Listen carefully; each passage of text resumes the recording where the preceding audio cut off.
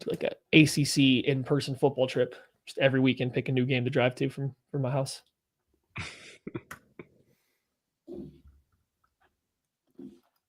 Get some SEC teams in there too for real ball.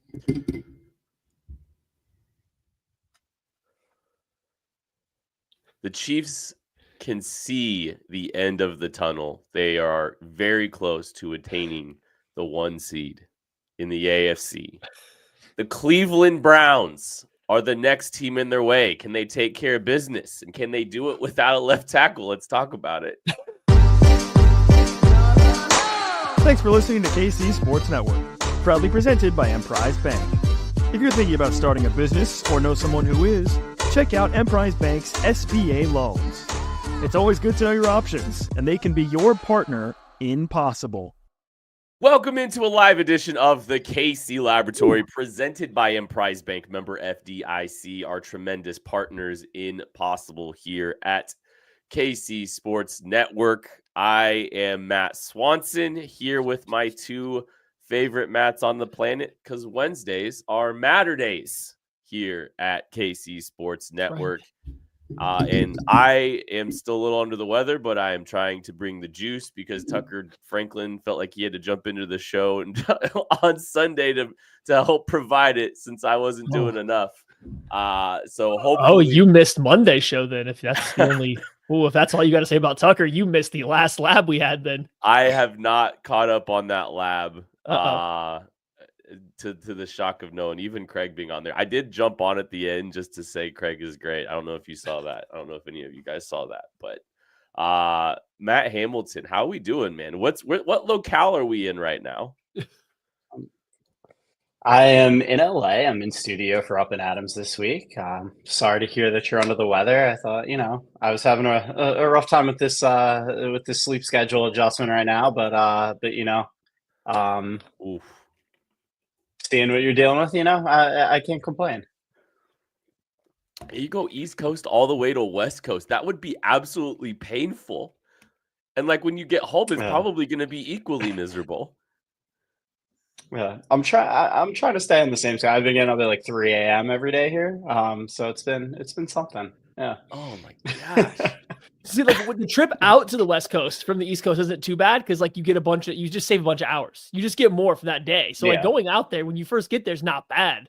I remember that from going to the Shrine when we were going out to Vegas. Like, oh, this is great. I get more of my day. I only have to make like one day's more than 24 hours. No big deal. I can handle that. But when you come back home that first day or two, it's a gut punch. Yeah. It's gonna be something, but it's been a fun week so far out here. I just remember the first time I did that. I went out to Cali, and my wife and I were going to go on a cruise, and we got in the night before, and we slept in, and we woke up like just naturally at like 6 a.m. It was awesome. Like you get it. You get to take advantage of that like early, and like just the return home was brutal. Like I did that this year, and my wife and I went to Cali, and like you leave at like 9 o'clock, in Cali, and if you have a 2-legged flight, you're home at 1 a.m., 2 a.m. And that's only Central Time. That's not even taking into consideration the entire country that you guys have to go endure. So I coughed. They did a great social clip for the post game show, and they couldn't find me not coughing in that. On the post game show, like even the social clip they did had me coughing in the background. So hopefully I can get through this one a little bit today. We'll see how it goes, but I'm excited to be here. I'm gonna bring the juice. I literally brought the juice. You're a warrior. You're a warrior. Toughing it out. I'm a warrior. Literally brought the juice. I'm a warrior who didn't do the show on Monday. Is what I. But I'm excited. I'm hoping we're really excited because I think tomorrow we're going to go out and get everything from for the kids at Operation Breakthrough. So we're really looking forward to doing that. And thank you to everyone that donated and that supported this thing. We really, really appreciate you. Tucker, what was our final number? Do we have a final number on what was donated this year? Over $15,000 was donated. These are the best. Wow. Thank you all so much. We really appreciate your support. We really appreciate you helping those kids at Operation Breakthrough.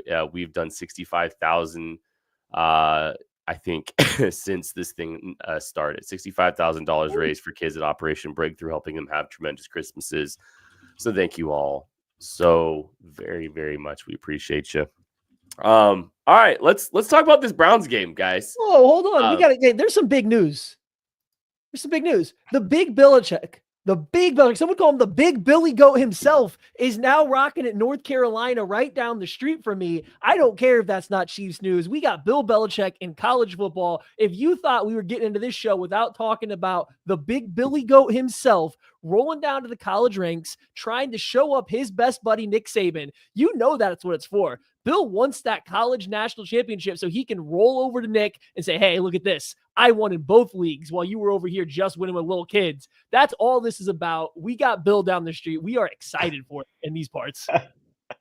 Yeah, and it's that you're right. That's the only reason he would do this, because, there's still unfinished business for him in the NFL. He's so close to, so many records and, really cementing himself as the greatest coach in NFL history. Controversies aside, but you're right. That's what it has to be about. It's, there's still things unchecked on his overall broad spectrum coaching checklist. Let's see here. Andy Reid is like 6 years younger than old Bill Belichick, and he's got Patrick Mahomes for as long as he wants him. So just saying, he's going to touch him. All I'm saying, BYU, start cracking open that checkbook and maybe you get yourself Andy Reid in 6 years. Why doesn't BYU run the ball? I said last year, I thought the coolest thing, when Saban and Belichick kind of, retire, I thought the coolest thing was if one took Army and one took Navy, and they both just ran both programs. I thought it was funny. I think now Saban should go to Duke. Wow. You just hate the Air Force, huh? No, it's it's Army. Okay, that's fine. That's okay. That's okay. Headlines. The headlines are coming. Yeah. Yeah. It loves 2/3 of our service. Our men and women in service. The aggregators are going to come out. Ken Swanson, anti-Air Force. It's not what I said. This just you guys can't make me laugh. Shocking. But no, it should be Saban should go to Duke, and then we're gonna get Belichick versus Saban, Duke, North Carolina rivalry. Buddy, I will make it. I will be at every single one of those games if that happens. That would be absolutely incredible. Let's make it happen. Maybe Saban's gonna come to the NFL now. Like maybe that's what's gonna happen. He's gonna go get himself a Super Bowl. Imagine if he just one-ups Bill, and instead of even just going to the NFL, he goes to the Patriots. Once Jerod Mayo's time there's done, Saban just rolls into New England, and they're just let's go. There's so many possibilities here for these guys in their twilights. I can't wait. But anyways, appreciate everybody hanging out with us today. We are getting ready for the Cleveland Browns football game. This starts what will be 3 games in 10 days for the Kansas City Chiefs, an absolutely brutal schedule of which I don't think we've ever seen before. A Sunday, Saturday, Wednesday schedule is just absolutely insane. And so we're gonna see what happens here for these teams. This is gonna be a challenge. I sneakily think this is. All games matter, and all games are, really important at this time because, the Chiefs have a 2-game lead on both the Steelers and the Bills, 1.5 with the Bills for the 1 seed. This feels like a really big one just because if you can get one win out of the way in this 10-game stretch, and then, I would say like you hope to split, you hope to sweep, but you take a split between the Texans and the Steelers in that brutal stretch there. If they can knock this one out, I feel really good about this Chiefs team's chances of being able to take care of business and get that 1 seed early, Hamilton.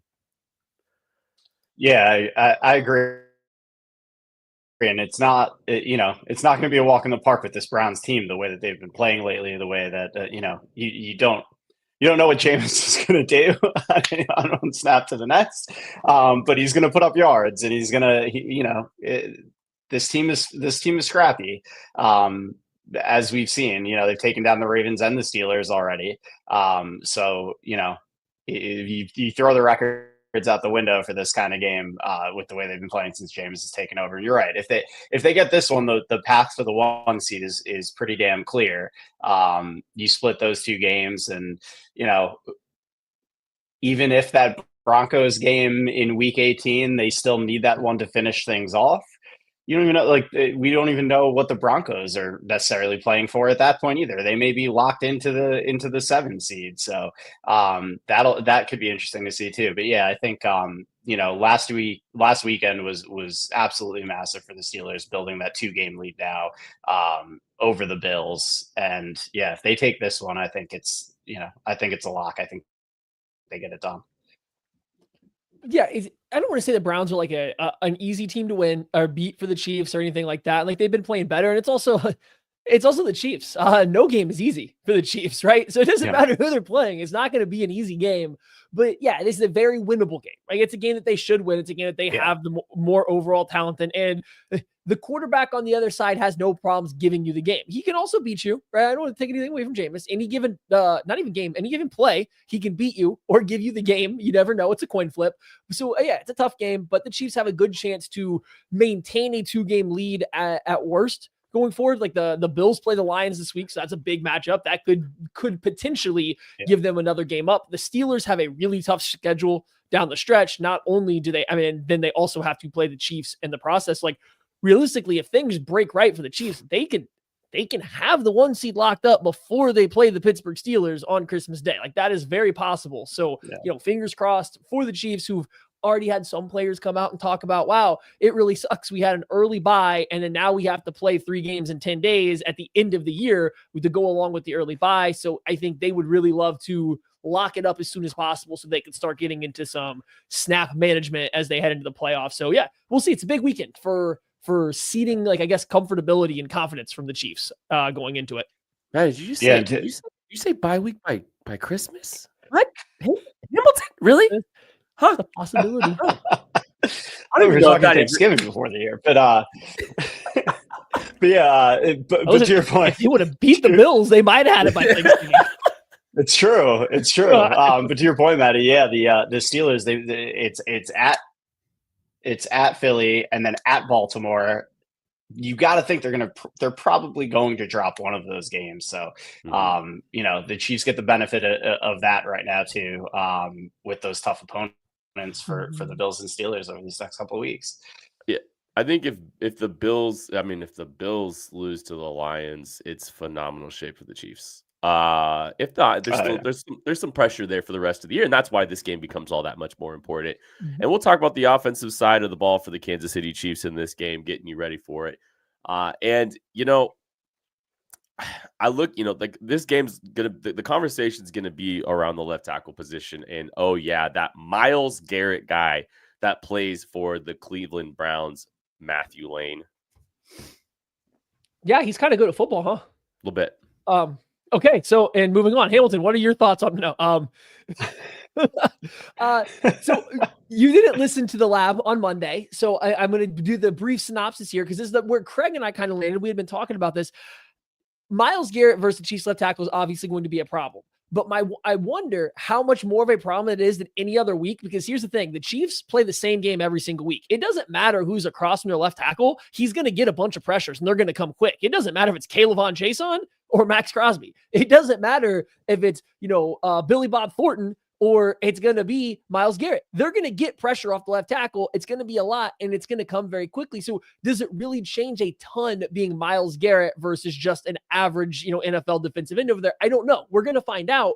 But going into this game, Andy Reid, Matt Nagy, and Andy Heck are coming up with 800 different ways to slow down Myles Garrett, like they've always done to Nick Bosa when they played him in the past. Like, that's the entire game plan going into the game.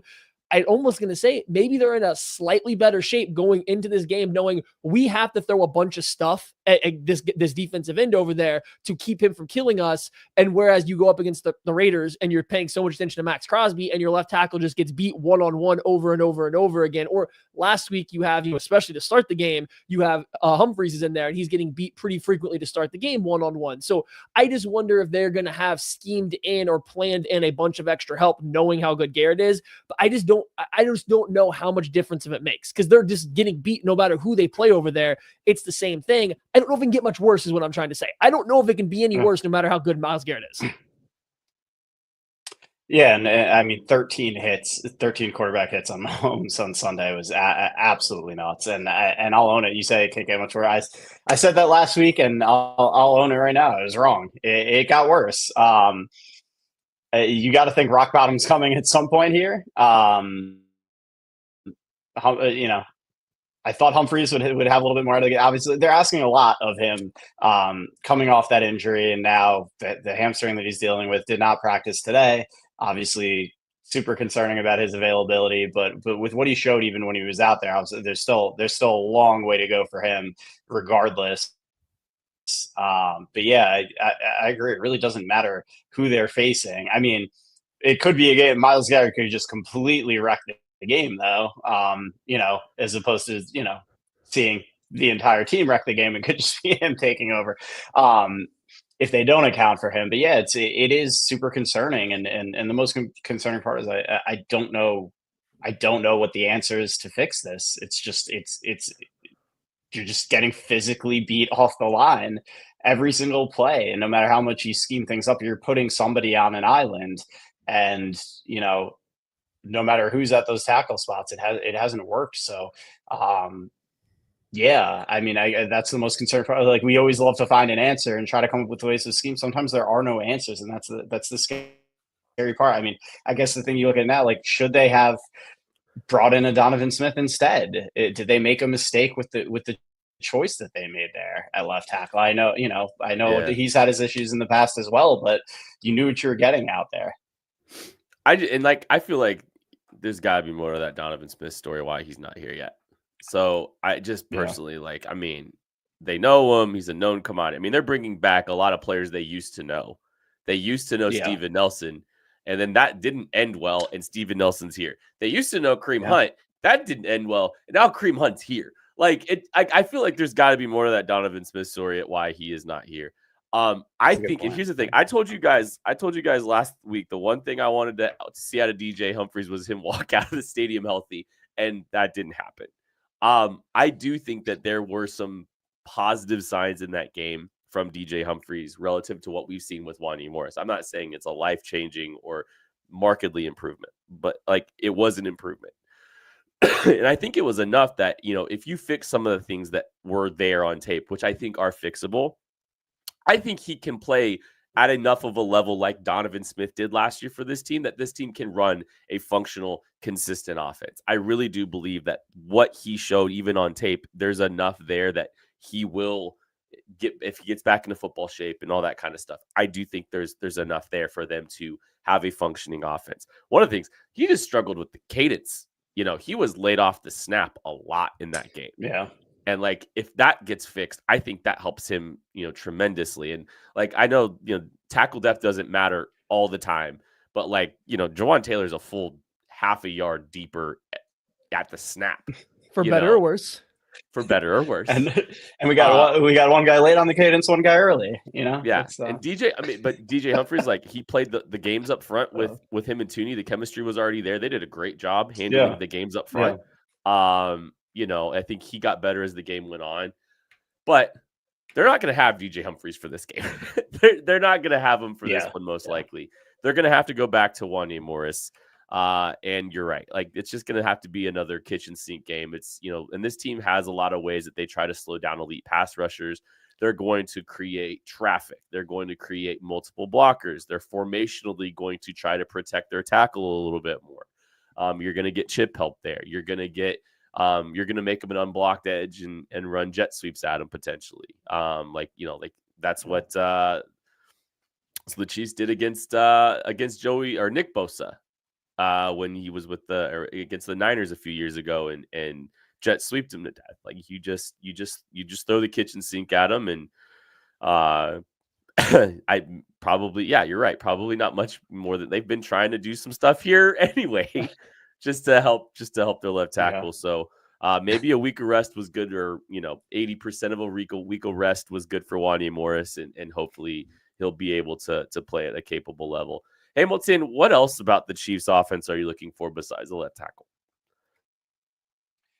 I mean, this run game with Isaiah Pacheco back in there, seeing just that continued growth as he, continues to get back in the swing of things after that long stint on IR. I thought we saw some positive signs out of him. Like we've talked about all year, like he brings some juice to things there in that ground game with his running style. And having him and Kareem Hunt, I think back, having both of them available is a huge deal for this run game going forward.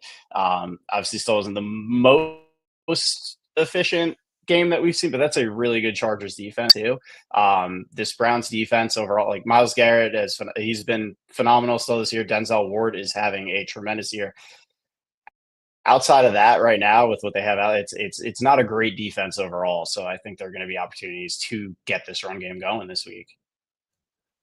Yeah, the Chiefs run game is very frustrating because Andy Reid has a knack for going away from it in situations. Yeah. And I think it angers Chiefs fans and people that watch it. But sometimes also when you watch, the Chiefs run game comes away with really good efficiency numbers. But when you watch and they lean on the run game, usually earlier in games, like it doesn't always go well, right? Like for this very efficient, very successful run game, it does result in a lot of second and longs or a lot in like third and passing downs because they don't have a ton of explosive. They don't get any explosive plays passing or running, but especially without Pacheco, there was no dynamic element to it whatsoever. So you were almost always playing for a third down on any series that you decided to run the ball. It's a little better with Pacheco back. So I mean, we're just going to have to see. I think the big thing for the Chiefs is if staying ahead of the sticks is going to be important. Against especially this pass rush. Like you want to act like how to protect against Myles Garrett, stay ahead of the sticks and lean on this run game to do it. And that way he can't really tee off on third and short because it might be a run or a pass. But you look at what the Chiefs have done over the past 6 weeks, they've kind of moved away from leaning on the run game. And it's hard to argue with that because that's when this offense has kind of been better. The offense has been better when they've been going through the passing game. It hasn't looked pretty all the time, but they've slowly climbed from middle of the pack in just about every offensive metric to now they're in the top 10 of everything. And that's kind of come with the transition of being a little bit more pass happy, quote unquote. So I don't know how they'll want to find that balance, but if there was ever a game to go back to the early season script where it's run, try to get into these third and shorts, I think this would be the one, especially if you're working with the left tackle you didn't trust as of a week ago, and now he's back in there, you might want to just rely on the run game a little bit more. And I think, that is a good matchup to try to air that out, make this very aggressive defense that wants to get, up the field and play the run on their way to the passer, make them think twice about it as much as possible. Patrick Mahomes also been pretty awesome the last several weeks as well. So there's that piece of it. Not according to Twitter. This team's beat up, man. They got 14 players on their injury report, and 10 of them were limited or did not participate today in practice for the Cleveland Browns. This is a beat-up defense, and they got old friend Cam Thomas off waivers. They got James Houston off waivers. They're just doing everything they can to cobble together a defensive line right now. They're playing with a lot of guys that are playing injured. So it outside of Myles Garrett, it's Myles Garrett and a bunch of dudes out there. So and it's not even including Jeremiah Owusu-Koramoah, who was having a sensational year before he got hurt. So this defense it really is a shell of itself right now. Yeah. And I mean they were in an absolute shootout with the Denver Broncos, which is equally awesome because Jameis and also, it's also a little scary. I'll get to Jameis in a little bit. But Matthew Lane, anything else on offense you want to talk about before we move on? I mean, I do think the Chiefs should try to run the ball a little bit more and like to protect the tackles and stuff. But I would like to see them continue to grow this passing game because it's getting better. It's still not great though, and there's still just a little bit a key off on a couple of things I think can be fixed. Right? You've seen Mahomes and DeAndre Hopkins have a couple miscommunications throughout the past couple weeks. And, you catch up some of those things, or DeAndre Hopkins comes down with a contested catch, or a couple of those miscommunications get completed. Things start to go a little bit differently. So those two still have some kinks to work out, and kind of like, their connection. We've seen up until that third down where Travis Kelce just decided to completely stop running a corner route mid-play, and it worked. We've seen that happen a couple times this year lately, and it hadn't been working, right? The Mahomes-Kelce thing hadn't quite been on the same page for a lot of this year, or at least these last couple weeks. So it was nice to see that get going. So yeah, I do think I want to see this passing game try to push a good, coverage unit, or a coverage unit that has some good players. Some of them are hurt, but a coverage unit that has some good players. Worthy's been coming along steadily. I think there's another good matchup for him to see if he can continue it against this kind of challenge. So I am intrigued just to see what these Chiefs receivers can do against a talented cover unit that, again, some injuries up and down, but I think the Chiefs are close. I think the Chiefs are close to the offense, maybe not being sexy like everybody wants it to be. Maybe it's not going to look super cool, but I think they're pretty close to it being like considered, okay, wait a second, this offense is actually good again. And I think they're just a play or two away every week of figuring it out, usually a third down play, and hopefully your left tackle is not getting smoked on that play. All righty. Players to watch presented by Tickets for Less. Promo code KCSN gets you the best available discounts on your tickets for games at Arrowhead. And we will start with Hamilton. Hamilton, who's your player to watch in this game? I'm looking at Juju Smith-Schuster for this one. He hasn't had the big game since he's come back. As I said, I think Denzel Ward is having a tremendous season. I think we're going to see a lot of him with Hopkins. This Browns pass defense has really struggled defending the slot this year. So I think if we're going to see Juju start to pick it up, and I think he's an important piece to this when he's rolling, when they're getting that production out of the slot, this offense is better. And I think they need more from him going forward. And I think this is the perfect opportunity for him to get back on track, and have a big game. And I think he's going to have his chances in this one. And I think we do see him come through. I think we see a big game for Juju Smith-Schuster this weekend. Lane. I don't like it when you do that. It's disgusting. I know. It's not even fun. Okay, so I was checking through this, and I wanted to kind of look. Okay, and this is what I thought. Denzel Ward is having a phenomenal year. He's great, and I do expect him to spend the majority of his time on DeAndre Hopkins, because that's very clearly the Chiefs' biggest receiving threat. The only other Chiefs wide receiver that has a prayer of beating man coverage, which the Browns play, it looks like, at a quick glance here, about like one of the top 5 teams in terms of playing man coverage, Xavier Worthy. Xavier Worthy's been good. That's where he's won this year, has been against man coverage. Not zone, It's been a lot against man coverage. We've seen these last few weeks, especially on outbreaking routes, he's kind of creating a lot of separation as corners are afraid to get beat deep. He's able to run them off their spots and break out to the sideline. So I think this could be an Xavier Worthy game, whether we're talking about, I think Greg Newsome's back and playing. I know there was some like flirting around him not being able to play a couple weeks ago. And then Martin Emerson, like I kind of like those matchups. If whichever one's going to be on Xavier Worthy there, Newsome has the athleticism to kind of keep up. Like Emerson in particular, as long as he's not pressing Worthy into the ground, like that's a matchup you take that athleticism versus that athleticism almost every single time you get a chance. So I just think it's a good game for Worthy, the other Chiefs wide receiver who can play against man coverage, to kind of come up big here. There might be a good amount of opportunities for him to get stuff done. The Browns, like I said, are an aggressive defense. They play a lot of cover one, a lot of man free stuff. That means not a lot of help over the top. You're going to ask that corner to run with Worthy without direct safety help. That means those out routes, those comeback routes might be pretty open. So this could be another solid Worthy game. I think you tweeted out he's averaging like 50, a little over 50 yards over his last month of worth of games now. And like that's without hitting any big explosive plays. So imagine you just get one more explosive play, whether it's an over or a go route. Like all of a sudden, I think he's coming along at the right time, and this is a good matchup for him. That's why Xavier Worthy was going to be my player to watch. Okay. Too bad, buddy. Maddie. That's what you get. That's what you get for calling him lame. Good job, Swanson. Yeah, he knew exactly what was going to happen. I thought it was a pretty rough performance for Jawan Taylor this last week. Honestly, like the O-line in general, I thought had a pretty tall task for them across the board. I thought it was a pretty tough day. And I think maybe the calls were a little bit too predictable because they knew that they were going to try to ease DJ Humphries in, and so the book was getting thrown on the right side. But I thought it was a pretty big challenge. And, a lot of that pressure wasn't just DJ Humphries. A lot of those QB hits were not just DJ Humphries. There was the entirety of the offensive line had their struggles in this game. So, I think Taylor's got to step up. I think this is a big week. And, I think especially, hey, look, you need some stability somewhere, man. The interior consistently pretty good, consistently great. Consistently one of the best interior offensive lines of football. Tackles still have been a struggle for this team. They got to figure it out. So Jawan Taylor, again, he's probably, I don't know how many weeks I've made him my player to watch, but I just keep doing it because I think he matters. You're paying him a lot of money and you need some consistency somewhere. And you're not getting it at left tackle. You need some more consistency on the right side at the right tackle position to help this team out. We're going to take a break. We'll be back right after this. Maybe. Shop Chiefs tickets and more with no fees. Plus, save big with code KCSN at ticketsforless.com, the official ticket provider of KC Sports Network. Appreciate everyone hanging out with us today. We are previewing Chiefs-Browns, a massive game for the Kansas City Chiefs in their pursuit of the 1 seed, and a very Merry Christmas for Carson Wentz. Let's talk about the Chiefs as they're going up against the Cleveland Browns. Guys, can we not call them the Chiefs when they're playing this poorly? Can we just say the Chiefs defense when they're not deserving of the name Chiefs anymore? The Kansas City Chiefs defense.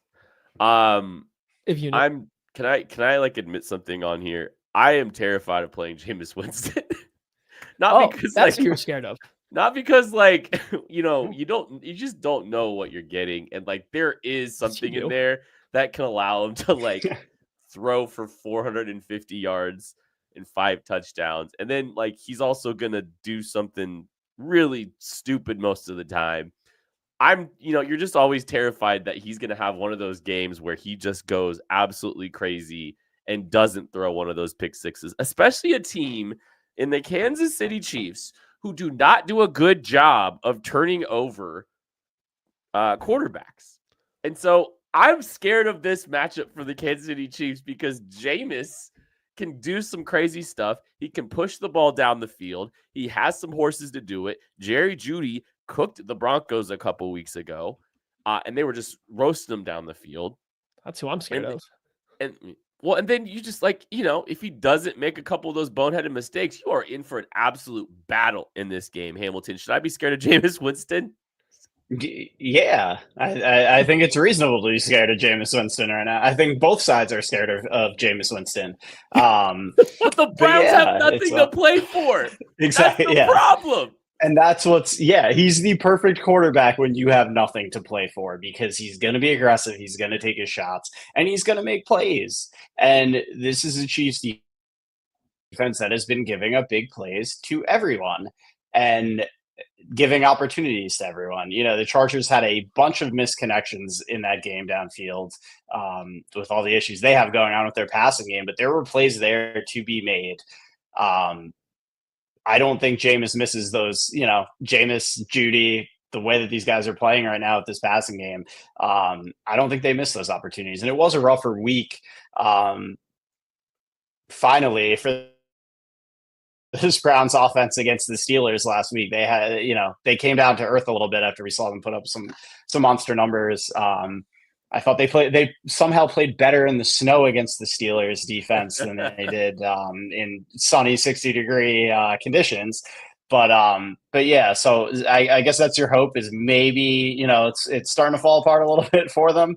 But yeah, we saw the Panthers, we saw the Raiders, you've seen these are not good passing games that we've seen have very successful games against the Chiefs lately. So there's a legitimate reason to be a little concerned here.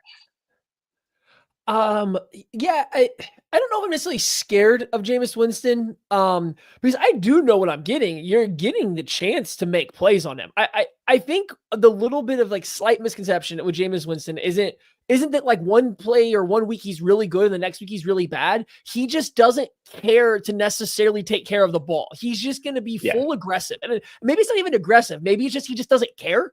to not, I don't know what it is, but he's always going to put the ball in harm's way. Now, some weeks teams won't take advantage of it and it'll look great, and other weeks they will and it'll look really bad. Here's where it gets worrisome. The Browns, while they are at 29th this year in turnovers given away, their offense is 29th in turnovers, not great. The Chiefs defense is 27th in turnovers and takeaways. Also, not great. So when you go up against a Jameis Winston-led team who is going to continuously put the ball in harm's way, but you have a defense that is not particularly good at taking it away, now things do get a little scary. I don't know if it's directly a Winston thing. I just think the Chiefs are pretty bad at taking the ball away. When's the last time we remember the Chiefs, like a corner, a safety, whatever, an interception? Like, we'll stick to just interception. When's the last time we remember an interception coming like within the real part of a route, not like a little floater that was thrown up like well over him, like the Josh Allen interception where he throws it way over like the receiver's head and it just falls into Connor's hands? When's the last time they made an actual play on a catchable ball to create a turnover? Like, it just doesn't. The 49ers game probably, right? Like, the Justin Reed interception against the Niners. Yeah. I think that's. Yeah, it just doesn't happen. They have forced 2 turnovers since that 49ers game. I'm not counting the Raiders fumble. That was an unforced on the snap. Yeah. Like, that's unforced. Like, they've only forced 2 turnovers since then. And one was the Bills throwing the ball up on 4th down. So it's just, this is a game where it's like, which dam is going to break? The Jameis Winston just throwing the ball to the other team or right by the other team's hands, or the Chiefs like actually deciding their defenders to close their hands and make a play on the ball? I don't know. So if the Chiefs come out of this game with 0 turnovers, this game gets a lot tighter. If they come away with this game with 2 to 3 turnovers, I mean, they win easy. And that sounds silly to say, but like that, they're going to be there. Those turnovers are going to be on a silver platter. It's just, do they take them or not? Well, and this team has struggled to do that. Like, to your point, like this is, they've had a hard time doing it. And, they don't have guys that are making plays on the football, in the back end of their defense. They're not really able to affect the quarterback in a significant way right now. Teams have had a pretty good, like, even when Chris Jones is getting pressure, they have plans for getting out of it. Like, Just walk away from him. Yeah, it's just it's just been inconsistent back to front right now for this team. And like, that's what scares me is like, if you can't turn over Jameis Winston, then what is he? Because he's been going nuclear and just, lighting the league on fire. He's got like 300+ yard passing games since he took over as the starter. He's second in the league in passing since he took over. Only Joe Burrow is throwing for more yards than Jameis. Yeah, and they probably have like 3 wins between them since that happened too. I knew it was coming. Yeah, I think you guys are the ones that broke into Burrow's house. Yeah. Well, there's no trophies or anything to steal in there, so. Oh my, dude. That story's wild, man. There are a lot of layers there. Yeah, a lot of layers. I will say, the keys of the Batmobile. Yeah, you can't drive. Was she W9'd? Like, was she like was she a W2? Oh, you want to get into that? I'm over here making Batmobile jokes. You want to talk about the Instagram model that he paid to watch his house? Okay. I have some theories that I am not going to get into here. Well, that'll be our post show. I have theories on this. Yeah. The post show will be recorded and will be on the KCSN Substack. Later tonight. Okay. You said we were talking about like Chris Jones. You said something about Chris Jones' pressure before we started going down the robbing of Joe Burrow's house. The good news is the Browns' offensive line has not been good. So hey, you got that going for you, right? If you're a struggling pass rushing team going up against this Browns offensive line, is it's a pretty good like medicine. It's a nice get right game. And Jameis Winston, for as good as he is, doesn't always have the best pocket management or best feel for when pressure is coming. He's better than Deshaun Watson has been the past couple seasons in Cleveland, but he's still not great at that. You can definitely get hits on Winston. Now he might still deliver a perfect pass, but you can get hits on him. You can get pressure that can affect him at times. So it's a good matchup to see if I'm not worried about Chris Jones. He's going to be fine. He's going to do his thing come playoff time, but you do got to figure out how the rest of the defensive line is going to work with him to become a useful unit, which they really haven't been lately. And that the unit part does include Chris Jones. It's not his fault. He gets double teams at a ridiculous rate, and he's, not beating the double teams as well as he did last year, or the year before, but you also got to rely on somebody else to win. And just as a unit, they're not playing well. So this is a decent matchup for them to see if Charles Omenihu's getting a little bit healthier coming back from injury. If Karlaftis can find that kind of little bit of spark that he shows every now and then, but it's just not consistent as a pass rusher. Mike Dana's there as a pass rusher. I think Tershawn Wharton had a good game last week. So you have some guys that you want to see build on their flashes as pass rushers. And this is a solid game for it. So hopefully somebody shows up to help Chris Jones. Because if you can't get turnovers, but you're getting pressures and sacks on Winston, forcing him to play a little bit faster, I think that helps a lot. I will add one thing when it comes to the Jameis Winston turnover experience. It's not just the interceptions. You talk about pocket management and all that. He struggles to hold on to the football too. If you've got traffic in the pocket, the ball will go on the ground. That happens frequently with the Jameis Winston too. He's fumbled the ball 58 times in his career. 59 times now. He's put the ball on the ground 59 times. He averaged over 1 fumble per game in 2017. Now that was a long time ago, but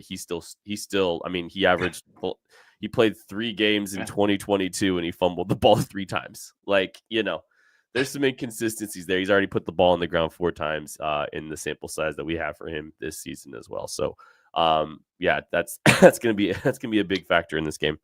You something else, Hamilton? Oh, sorry. No, I was just going to say, I thought he especially struggled in the pocket last week against the Steelers. I mean, they do have some elite rushers up front, but he looked super, super lost and uncomfortable last week, especially. So the Chiefs, you hope that carries over as well. Yeah, it's the Broncos game on Monday Night Football that scares me more than what we just saw them with the Steelers. Yeah. But you just worry about the variance and the volatility and just how I love Jameis. I love watching him. Yeah. The way Hamilton, I've already put it on Twitter. I quoted you. Jameis Winston is the perfect quarterback to have when you have nothing to play for. That's one of the best lines I've ever heard anyone say about Jameis Winston. It's so good, man. That's awesome. Anything else about the Chiefs? I'm sorry, the Chiefs defense? Lane.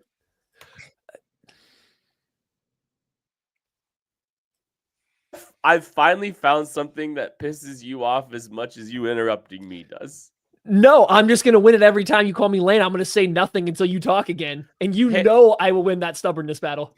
Hamilton, is there anything on the defensive I would talk side? About the Chiefs secondary trying to cover anybody. I think it would be fantastic if they tried to cover receivers. Jerry Jeudy, you guys mentioned it. We mentioned him earlier.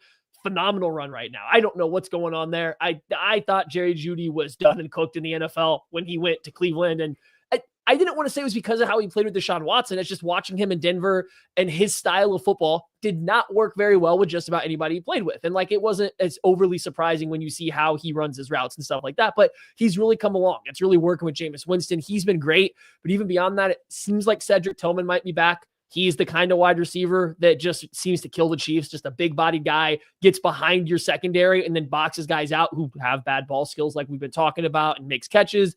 Elijah Moore out of the slot and Njoku out of the slot against Jamari Connor, which is the biggest mismatch after Stone Smart or Smart Stone or whatever was putting it on him. So I just cover somebody. Can they please? Do we need to get Spags on the sideline starting to play like Kirby Smart and trying to swat the ball out of the air on the sideline when they throw up the fade routes? You guys see that in the SEC championship game? Kirby tried to knock the ball. Let's do that, Spags. Let's help him out.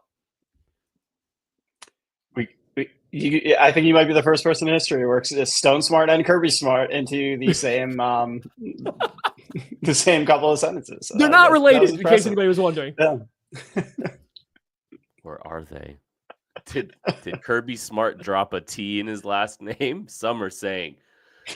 Hamilton, anything from the Chiefs defense that you would like to see in this game? I mean, I think we hit it all. Cover somebody, get after the passer. I think those are two. Those are two pretty important things. That generally helps you out. Yeah, Belichick should hire us. I honestly, some of the hires have already been announced, and we'll just say there's a podcaster that's now the GM of North Carolina. So there's hope for all of us here, I think. Let's go to defensive players to watch. That's presented by Tickets for Less. Promo code KCSN gets you the best available discounts at ticketsforless.com. Hamilton, who is your defensive player to watch for the Kansas City Chiefs? All right. I'm going to keep this one short and sweet. I'm calling my shot right now. It's going to happen for the first time in his 41st regular season game. Trent McDuffie, interception off of Jameis Winston, put it in the books. It's happening. We're going to have a parade afterwards. We're going to have a whole celebration. It's finally going to happen. Trent McDuffie is getting his interception this week. Is he going to score? You know what? Yeah. Let's throw that on there too. Pick six. First career interception, first career touchdown. Let's go. It's happening. So if it doesn't happen this week, it just might not ever happen. Really. This is it. I don't think they're going to play Derek Carr again. And after Derek Carr, Jameis Winston's next up. And without those two, I just don't know if it's Nathan Peterman's not starting another game in the NFL. So you're running out of him. It's a good one. That's got to be one of the most popular prop bets ever in the history of prop bets, right? A Trent McDuffie interception. No, so for this particular game, I'm sure people are going to hammer it. Yeah, and so he's got to be more likely because you would assume the Chiefs are going to try to keep him on Jerry Jeudy as much as possible. I actually think that's a pretty decent matchup for him. Jeudy plays them predominantly on the outside. If you're looking at the outside receivers for Cleveland, that's probably the one where you want Trent McDuffie. Joshua Williams, who seems to he's on pace to play again in this game, is a more a bigger physical guy. So you would like that against Cedric Tillman, and then you just pray that Jamari Conner holds on. That's a good one. I'm going to go with Nick Bolton. I thought he had a really good game this past week against the Chargers. I thought he did a good job, not only in the run game, but also sorting through. I don't want to say actually in coverage, but sorting through the routes coming through his space. And that's something that I think has ebbed and flowed with him. Sometimes he's never great in coverage in terms of man coverage or just finding guys, but sometimes some games he seems to see it really well and knows when to pass guys off, when to close on certain routes, when to gain depth. Other games he seems to really struggle with that. So is this a game where he struggles with it? Because Jameis Winston likes to throw the ball over the middle of the field. He's doing it a lot this year, both shallow and intermediate. So I do think those linebackers, in particularly Bolton, will have to be on his P's and Q's again and not kind of get lost and get one of those weird plays where his hips are clearly facing the wrong direction and the controller gets jammed as he tries to go the other direction. It doesn't work. We can't have a couple of those in this game. So Nick Bolton, building on what last week's performance was. Trying to find that prop. Let's go with George Karlaftis. I think it's kind of been it's been an up and down year for George, and I think he's been so good at being a complimentary rusher to Chris Jones over the course of his career, and he's been able to do a great job of cleaning plays up, but doesn't feel like he's been able to produce and get guys to the ground the same kind of way that he has in recent memory. And he's also he doesn't seem to be winning as quickly. Not that he ever was winning overly quickly in the first place. But this pass rush is still they're having to figure a lot out right now. They're still trying to figure a lot of things out and kind of how to work together. Joshua Uche's a healthy scratch last week, and they're trying to put all this stuff together. This team really just needs more guys to continue to take steps and peak at the right. Loftus has got to be one of those guys that helps provide complimentary pass rush to Chris Jones. Obviously, Minnie Hughes in there as well, but give me George Karlaftis as my player to watch. Let's get a strip sack, George, and probably a recovery of that strip sack too, because that's just kind of the energy that you bring, George. So that's what I'm calling. We've got 2 turnovers on the board for the Kansas City Chiefs in this game, so the game predictions are probably going to be pretty sick. Hamilton, what's yours? Every part of me really wants to call another 19-17 game, so we get 3 in a row. Oh my God, 3 in a row. I was gonna do that, but don't back out. Damn it! I'm sorry. No, it's okay. Do it. But Do it. I think we're gonna see some more points in this one. I'm gonna say Chiefs 27, Browns 21. Okay. Lane, Big win. Matthew, Thank you. Lane. That's fine. I'm gonna go with. Okay, so I think it's gonna be another ugly game. Like, come on, what are we doing here? This is the Chiefs. I've spent this past week like trying to figure it out. And like, here's the thing: the Chiefs play the same game no matter what. You can be playing the Detroit Lions or you could be playing the Carolina Panthers. The Chiefs football game is gonna look the exact same. Their flaws are their same flaws, no matter how good the opponent is. So they are gonna struggle to pass protect, especially off the left side. There's gonna be third downs where not a single wide receiver gets open because it's Justin Watson, Juju Smith-Schuster, and two tight ends that can't move well. Like they're gonna defensively, they're gonna give up a lot of open guys to the slot. They're gonna give up an explosive play on the outside. Like it's gonna be the same game no matter what. So the Chiefs are gonna find themselves having to convert 55% or more of their third downs because Patrick Mahomes is better than everybody else, and they are gonna win this football game. Oh, let's call it 27-25 in the last 60 seconds of this game. Hamilton, did you know that the Chiefs have won the last 2 weeks by the exact same score of 19-? Did you know that? Guys, J.K. Dobbins is still out. No idea. Yeah, Kevin Gilbride told me that. This team has been winning ugly football games. They've been consistently ugly, and I think this game is just another one of those ugly football games. But it's one game closer to getting some rest. And if they take care of business and some good things happen for them schedule wise, with, the two contenders that are still really have an opportunity, to get the 1 seed, they can position themselves very well with 3 games remaining down the home stretch, to get that essentially second bye week, to get a ton of rest, as they try to peak at the right time in January and kind of navigate some things. This game is very important in that. Like, you can't drop this one. The Heat, I think this team's tired. I think this team's been playing tired. They've been the hunted for 700 days now. They have, is that good? It's great because that means they're the 2-time Super Bowl champion. Oh, okay.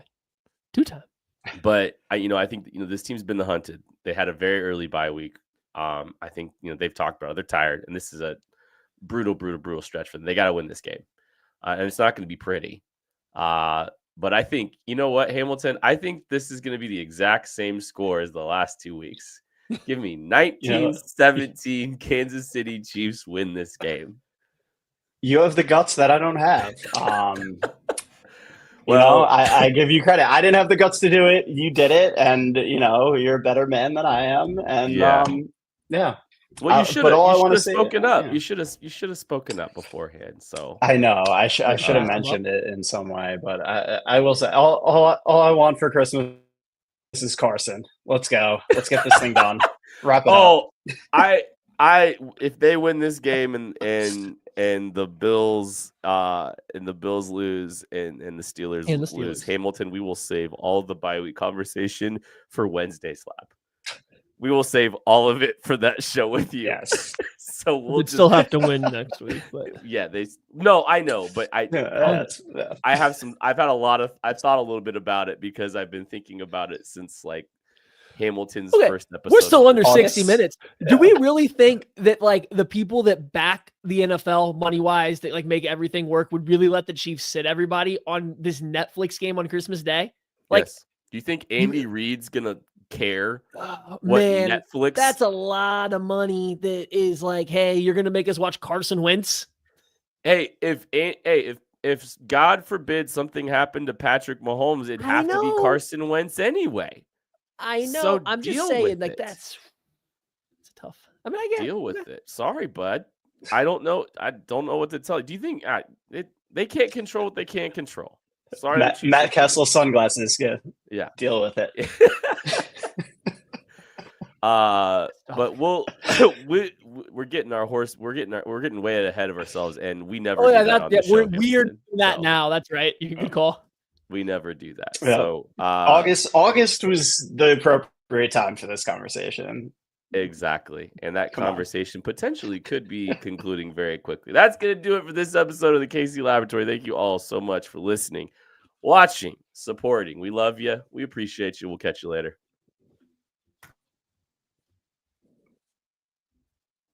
I have nothing.